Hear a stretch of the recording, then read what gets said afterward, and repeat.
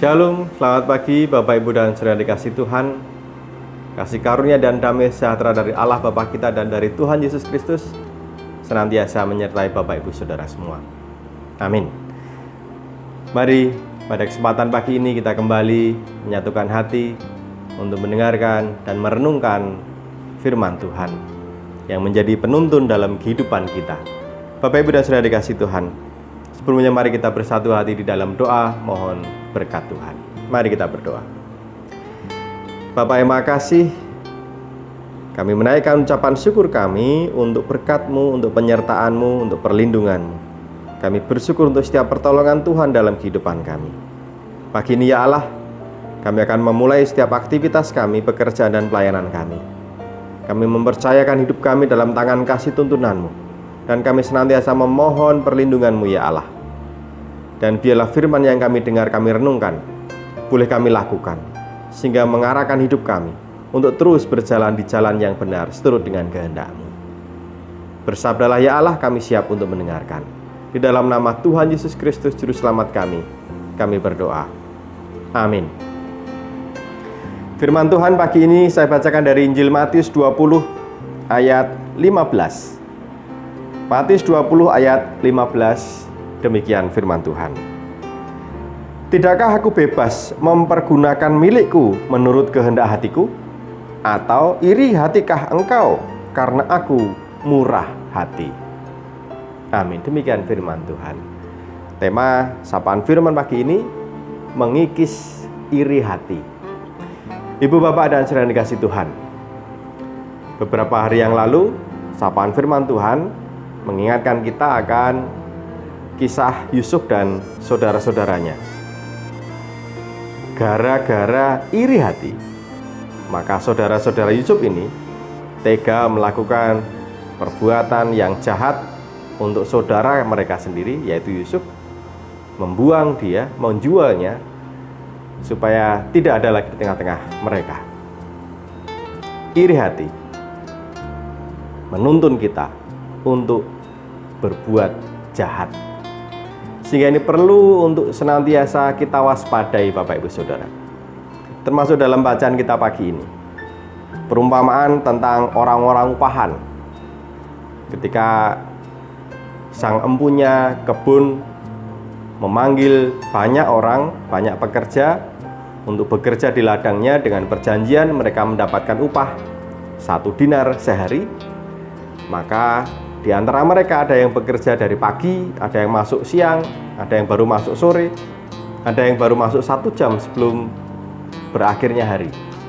Dan kepada mereka semua, sang empunya ladang ini memberikan upah yang sama, karena itulah perjanjian yang diberikan kepada mereka semua. Tetapi ketika melihat tindakan yang seperti ini, pekerja-pekerja yang berangkat dari pagi justru merasa iri, tidak terima. Mereka protes. Tetapi sang empunya ladang mengingatkan bahwa dia tidak melakukan kecurangan.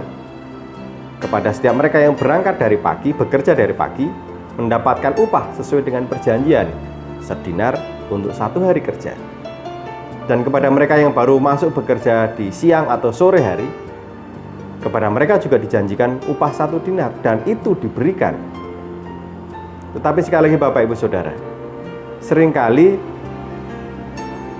kita ketika melihat kehidupan orang lain yang sepertinya lebih enak dibandingkan dengan apa yang kita alami, kita jalani, lalu kita merasa iri dan kita protes kepada Tuhan. Mengapa saya harus lebih bersusah payah sementara orang lain lebih enak dan mendapatkan hasil yang sama, bahkan mungkin mereka mendapatkan hasil yang jauh lebih besar. Iri hati membuat kita tidak bersyukur atas apa yang Tuhan berikan kepada kita. Padahal Tuhan itu sudah memberikan berdasarkan kasih-Nya, keadilannya. Bapak Ibu dan Saudara dikasih Tuhan, melalui firman pagi ini kita diingatkan supaya kita belajar untuk mengendalikan perasaan kita, terutama rasa iri. Jangan sampai muncul, jangan sampai menguasai kehidupan kita. Harus kita kikis. Tuhan mengingatkan melalui firman ini, Dia punya kuasa untuk memakai apa yang Dia punya. Kita sebagai manusia tidak punya wenang, tidak punya kuasa untuk memprotesnya. Sebab Tuhan melakukan itu semua, sekali lagi dilandaskan oleh kasih-Nya dan kemurahan hati-Nya kepada kita dan juga kepada orang lain. Jangan pernah meragukan keadilan Tuhan dan juga kemurahhatian Tuhan yang dinyatakan dalam kehidupan kita. Satu-satunya cara untuk mengikis iri hati adalah bersyukur senantiasa atas apapun yang Tuhan beri dalam kehidupan kita. Dan tentu saja kita belajar ikut bersyukur atas apapun yang orang lain terima dalam kehidupan mereka. Jangan iri, jangan biarkan kita dikuasai oleh iri hati. Mari kita mengikis iri hati dari hidup kita, supaya kita lebih dipenuhi dengan ucapan syukur kepada Allah. Mari kita bersyukur untuk hari ini. Mari kita bersyukur untuk berkat-berkat yang telah Tuhan berikan dalam hidup kita. Dan kita terus bersyukur, serta percaya bahwa Tuhan memberkati dan menyertai kita. Amin.